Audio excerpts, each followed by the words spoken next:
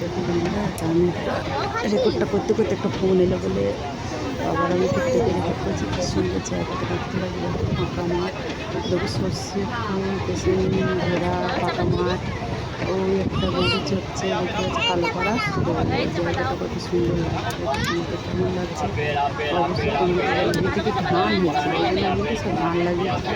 তো ধান কেটে নিয়ে সব ফুরিয়ে দিয়েছে, একটা আগুন ধরে দিয়েছিল যতটা ফুরিয়েছে। এবার তো আবার তো ধরো আলু লাগাচ্ছে, তো তারপরে তো চাষ হবে, ফসল তো হবেই। আর এদিকে একটা ব্রিজের চলে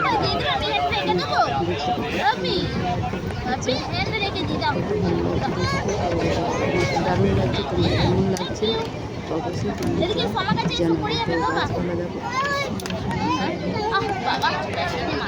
দেখতে পাচ্ছি, কলা বাগান পেছনের ধার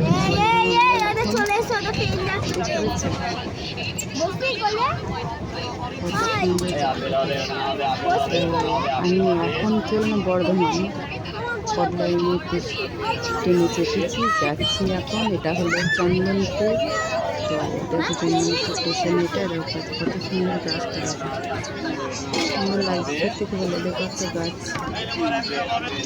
গাছে গাছ দারুণ লাগছে। তো প্ল্যাটফর্মে চলে এসেছি, মানে মধুসূদনপুর প্ল্যাটফর্মে চলে এসেছি। দেখো একটা আম গাছ, কত সুন্দর গাছ। চললো আবার লোকাল ট্রেনটা চললো।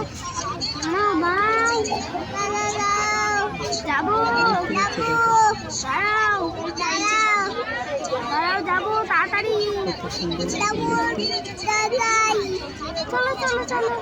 খুবই ভালো লাগছে। কেমন লাগছে কতলাই দাঁড়াইলো, আমাদের ট্রেনটা দাঁড়াইলো, ট্রেনটা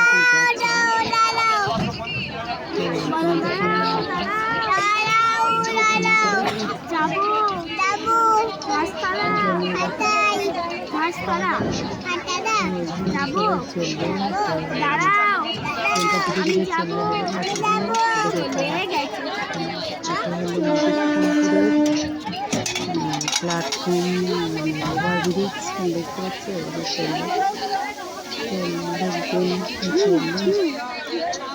তো এবারে আমাদের ট্রেন ছেড়ে দিল,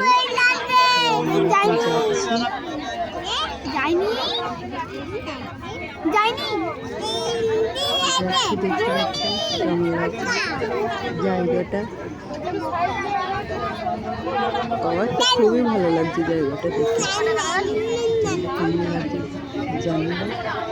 স্টেশনের ধার অবশ্যই ভালো লাগে দেখতে। তো আমি এখন বর্ধমানের হাফ রাস্তা এখন আসিনি, তবে কাছাকাছি হয়ে গেছি হাফ রাস্তা। দেখতে পাচ্ছি কত সুন্দর লাগছে, সত্যি খুব ভালো লাগছে। ও দেখো দূরে একটা ট্যাঙ্ক আছে, দেখতে পাবেন ওখান থেকে। ও দূরে একটা জল ট্যাঙ্ক আছে। তো আমাদের কেমন লাগছে অবশ্যই।